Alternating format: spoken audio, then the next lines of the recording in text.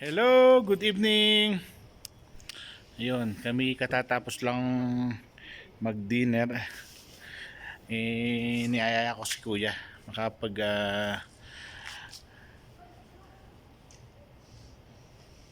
makapunta sa labas para makapagpahangin. Masarap kasi ang hangin dito sa Abha. Malamig sa labas. Kaya ito, lalabas muna kami at kami ay mag-unwind para mahugog yung kinain. Yun. Ang kanyang sasakyan. Oh. Yan. Ayun siya. Oh. Piniprepare na yan yung sasakyan. Oh. Okay. Guys. Sana okay na rin yung dinner nyo. Good night.